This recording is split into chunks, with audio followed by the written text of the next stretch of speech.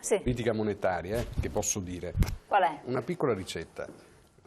Nessuno ha pensato ad una cosa che secondo noi potrebbe essere molto utile in questo momento. Perché pagare le tasse drenando risorse al cittadino, alla comunità? Voglio lasciare un po' di liquidità sul mercato, mi creo in parallelo, e questa è una notizia che do, quella che io considero la moneta fiscale. Che cos'è la moneta fiscale? Non è la moneta che io vado in banca a prendere, cioè il denaro per pagare imposte e tasse, è una speciale moneta fiscale che è fatta solo per i pagamenti che noi abbiamo in dismisura di tasse, imposte e gabelle varie. Non tocco quella liquidità, la vado casomai a preservare. In questo modo il mio punto di vista molto piccolo, spero che qualcuno mi ascolti anche a livello nazionale, potrebbe essere sì che il debito pubblico piano piano potrebbe anche scendere, ma soprattutto ci sarebbero molte più risorse disponibili sul territorio per poterle spendere a favore delle famiglie. Ma la Cassa Depositi e Prestiti in parte. Questa misura, che è una ricetta che Nicola Ramundo dà in maniera gratuita, senza emettere parcella o chiedere incarichi ministeriali. No, ma la faremo. No, la faremo, poi chiederemo parcella al Ministero dell'Economia.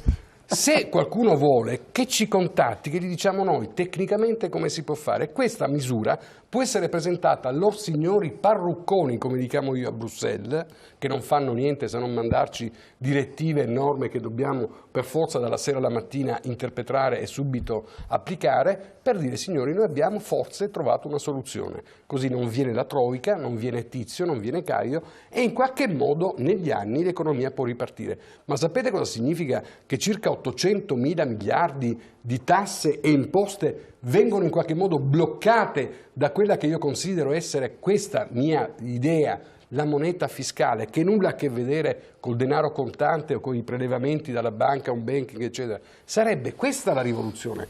Voglio vedere se c'è un partito politico che mi chiama, mi dice nei fatti, guardi, la sua iniziativa sarebbe anche importante, portiamola avanti, vediamo. Conte cosa ne dice? Sicuramente lasciare più possibile denaro in circolo per poter appunto rilanciare l'economia, dal piccolo investimento a quello che può essere soprattutto per l'impresa, avere denaro disponibile per investire per la propria, senza andarlo a chiedere alle banche, questo sicuramente diventa un elemento di riduzione del peso fiscale o economico, possiamo dire, rispetto a una situazione che vede in forte difficoltà proprio il mondo del credito, perché questo avere una compensazione dove non mi danno le risorse almeno mi restano. No, ma non c'era bisogno di fare il quantitative easing, perché la manovra Draghi è stata fatta per salvare le banche, no, questo l'abbiamo capito. Dovevano capitalizzarsi. Perché se non avete capito questo, la manovra Draghi non è che Draghi, il Consiglio, perché non è che è stato Draghi, la maggioranza a parte della Merkel ha deciso, cioè a parte della quel giorno non era presente un tedesco, eh? È strano. No, era un banchiere, no, non c'era, era malato. C'erano malati. Questo si dice nelle stanze. Il concetto è che comunque, l'altra volta avevo detto, a forza di curarti con l'antibiotico muori. È stato costretto a fare una manovra del genere. Infatti non è che gli altri siano stupidi che hanno detto sì, per così. L'hanno detto perché effettivamente se andiamo in deflazione vuol dire non riprendersi più. No, i consumi muoiono. Per cui bisogna aumentare l'inflazione, è stato costretto a fare una manovra così aggressiva e secondo me, devo essere anche onesto, non ha sbagliato a farla, non hanno sbagliato a farla perché non c'era ad oggi non c'era altra soluzione, però il problema è che se le banche, allora col discorso della moneta fiscale, i soldi immediatamente io li ho in tasca e li gestisco, non pago interessi. Invece se adesso la banca me lo dà a me, sarà anche basso o meno alto di prima, perché poi hai il rating, giustamente come diceva prima, 3, ma c'è il 4, anche Basilea, che l'hanno stoppato, ma entra anche il 4 entra adesso. Anche il 4, esatto. E il problema è qua, nel 2016. Qual è il problema? Pertanto, se inneschi in moneta già riesci a... per cui la manovra è stata, per forza hanno dovuto farla. Il problema è adesso come viene, perché le banche così tolgono. La verità è che tolgono tutti i titoli di Stato che hanno delle plusvalenze, per cui le banche andranno tutte inutili quest'anno. Per cosa pensi che hanno fatto? È stata speculazione, se l'avete capito, il ribasso delle banche a titoli come alcune banche che cioè 2 euro azione o 4 euro l'Unicredit, cioè, no, l'hanno fatto apposta, infatti avete visto adesso per un mese, guardate che la borsa andrà su, e hanno ricomprato, perché hanno ricoperto le perdite e hanno guadagnato, ok? Perché perché i titoli e le banche vedrete che avranno degli utili, perché spazzolando tutto il debito pubblico vanno in plusvalenza, perché se hanno comprato obbligazioni a meno, a sotto 100, vuol dire che oltre all'interesse hanno un quid in più, e pertanto questa è la situazione. Il problema è che quando i soldi arrivano alle banche, che devono darli a imprese, privati, consumatori, eccetera, il problema bisogna vedere se sviluppiamo economia o è il debito del debito. Perché se sviluppiamo economia e si rinizia a lavorare, generare PIL e tasse, allora le banche ridurranno le sofferenze. Però questo deve essere accompagnato da una flessibilità del posto di lavoro, che qui in Italia non esiste rispetto come diceva prima, politiche strutturali di economia, del lavoro, sistema fiscale, cioè detrarre qualsiasi tipo di spesa. Ecco, il problema quello che potrebbe far emergere tutto il nero. È quello che ho detto l'altra volta.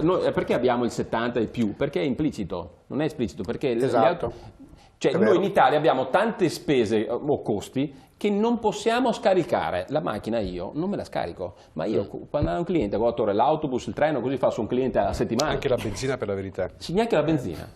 Allora, è questo il costo impliciti che noi abbiamo come Stato. Ecco perché io dico, il merito della proposta che umilmente io sto facendo da qualche tempo, della moneta fiscale, che se venisse presa veramente in considerazione, innanzitutto non si stampa moneta, quindi non si crea né genera inflazione né niente, è soltanto in maniera virtuale tutto quello che noi dovremmo pagare fisicamente e materialmente col nostro denaro, in cassa, in banca, dove cavolo lo abbiamo, attraverso questo sistema, per cui andrebbero subito anche le compensazioni, che non ci sarebbero in altri termini. Bravo. Pensate al vantaggio competitivo che potremmo avere noi con le nostre piccole e medie imprese, noi a livello italiano, ma possibile che non c'è, non dico un'autority, perché ne hanno fatte di tutti i colori, ma un brainstorming, cioè 4 o 5 persone in Italia che fuori dai partiti possano mettersi lì in una stanza e dire questa sarebbe la spesa migliore, gli pagate soltanto la trasferta per arrivare a Roma,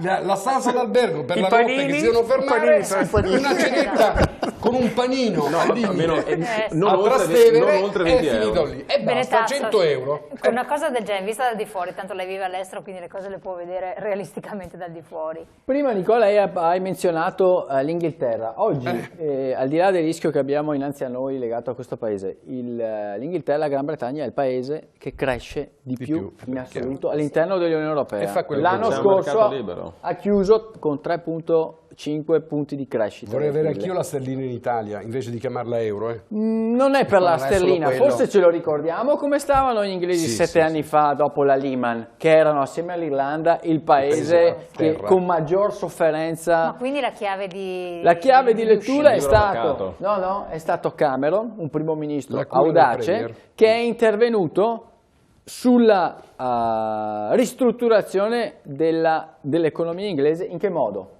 Cacciando via un sacco circa 500.000 esuberi nel settore statale sono stati invitati con grande eleganza britannica, quello che dicevo prima, che io ero stato meno elegante, ad accomodarsi in parcheggio. Questo ha consentito un abbattimento significativo della fiscalità diffusa in Inghilterra. Hanno creato dei benefit per tutti i paesi dell'Unione Europea che volessero fare company formation, cioè costituire società in Inghilterra attraverso le quali avrebbero potuto beneficiare di benefit significativi legati alla contabilità, al pagamento delle tasse, assunzioni di nuovo personale dipendente, e questo ha generato un circolo virtuoso che ha prodotto in 2 anni 1,5 milioni di posti di lavoro in più. E che cosa è accaduto? Che sono andati a riassorbire lentamente e progressivamente proprio gli esuberi del pubblico. E così facendo oggi Cameron si è riproposto con il secondo mandato ancora più forte di prima. Si dice che dopo Churchill e la Thatcher sia il terzo miglior primo ministro inglese di sempre. Ma il problema è sempre pubblico, allora. Ma si chiama, il problema è sempre come si chiama sta cosa? Pianificazione? Si chiama pianificazione della fiscalità nazionale o lungemiraggio. E i ragazzi italiani per trovare il posto di lavoro ma lo trovano subito. In giro di 15 giorni lavorano, perché io ho esempi. Adesso hanno bloccato le entrate. Anche Eugenio, un altro fattore che per noi è essenziale, per le società che magari in cui siamo coinvolti come consulenti, che gli utili che si fanno in Inghilterra sono tassati nettamente e diversamente dall'Italia. Certo. Lì abbiamo un 25%, sì, ha 22-25%. Qui la tassa sui profitti, diciamo profitti d'impresa, è pazzesca. Esatto. Per cui a un certo punto qual è la convenienza di un imprenditore? Ecco perché poi io dico, abbiamo visto i grandi gruppi, la Fiat in testa, sbarca da una parte, addirittura va a Denver in America dove c'è tassazione quasi zero, quindi non paga niente assolutamente. Tutte le grandi multinazionali non pagano le tasse in Italia, questo bisogna dirlo. E quelli che stanno in Italia, no? Ikea è in Svezia, cioè paga soltanto tutto ciò. E allora, da questi esempi, possibile che nessuno a Roma capisca l'importanza? E vi dirò di più, senza andare per forza a scontrarsi con la genetica anglosassone che rispetto a noi, insomma, quella è Serie A, noi ovviamente purtroppo siamo Serie B da questo punto di vista. I nostri cugini spagnoli sotto il governo Rajoy oggi, nel 2015 hanno rappresentato il secondo paese che è cresciuto di più in Unione Europea con l'euro e con i bubone dell'immobiliare. Ed erano messi male. E sapete che cosa hanno fatto? Sopra i 100.000 euro di reddito hanno abbassato le tasse invece di alzare. Una ricetta molto più bravi. Una ricetta molto simile, sostanzialmente attrazione di investimenti soprattutto di provenienza estera e attrazione anche di persone benestanti, sia che siano pensionate o che hanno disponibilità finanziarie per andare a trasferirsi e a vivere. E questo ha prodotto una nuova formula di investimento che oggi uno può aprirsi una SRL spagnola, una limitadas, e pagare una tassazione corporate, che sarebbe la tassazione che va a gravare, del 15%. E siamo in un paese in cui, grosso modo, la lingua è molto simile a quella italiana, logisticamente era quasi altrettanto interessante, e l'ha fatto un governo sostanzialmente liberale sotto l'egida della BCE. Quindi vuol dire che non è che bisogna per forza andare a guardare a nord. Ma c'è stata una differenza. Scendere a sud. C'è una differenza tra la Spagna e l'Italia. 2011, siamo più o meno lì, no? Avevamo l'economia esattamente più o meno nella stessa condizione. In Spagna hanno votato, si sono scelti un governo e hanno imposto alcune questioni e hanno fatto un percorso. Noi dal 2011 abbiamo subito, ci hanno imposto dei governi, ancora quello attuale, che arrivano non si sa da dove. Abbiamo votato nel 2013. Hanno fatto abbiamo votato e quello che abbiamo mi sono da montagna.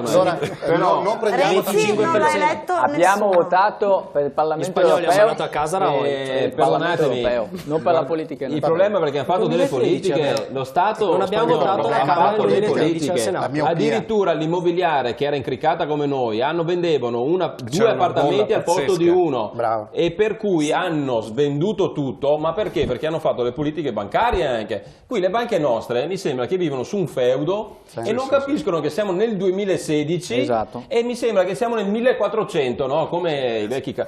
E questa è la verità, perché le banche in Italia non possono fare una società di immobiliari di vendita, ma alla fine sono tutte le ipoteche, decreti esecutivi, che a tutte le banche, a tutti gli immobili incorporano, devono mettere in asta. Vendeteli, svendeteli, avete un debito di 10, il valore è 15, lo mettete a 8, perdete 2, ma non perdete 20, perché voi dovete accantonare 20, anzi quel 10 per 4, 40. Scusa, l'ultima direttiva che è arrivata dall'Europa e che noi supinamente, come sempre, abbiamo accettato, è il discorso mutui.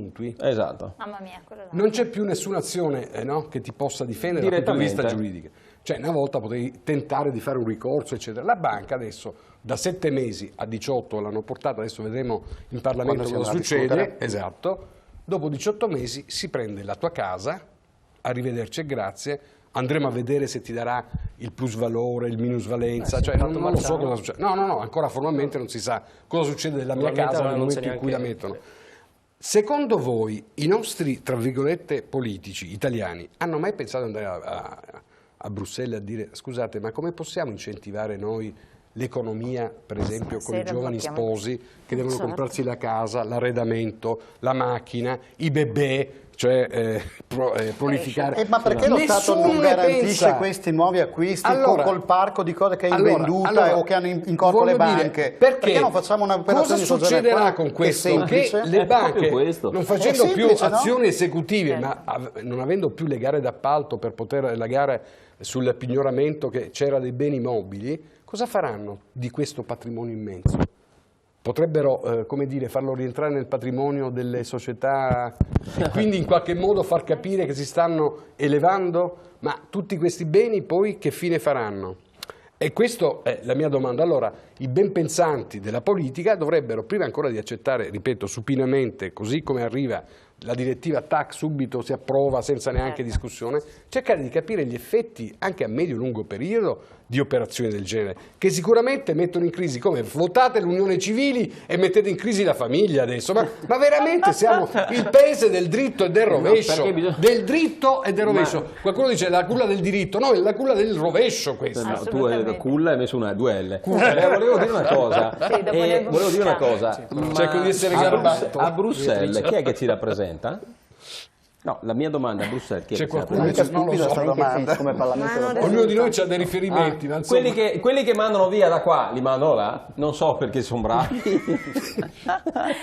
Noi evitiamo commenti. Allora, prima di andare in pubblicità, chiedo alla regia, proprio siccome siamo entrati nell'argomento, di mettere il contributo relativo proprio al mutuo, quindi una coppia che contrae un mutuo, i problemi che ha, se poi manca il lavoro, eccetera, e dopo così filato siamo in pubblicità. Hanno fatto una politica Vediamola fiscale. insieme.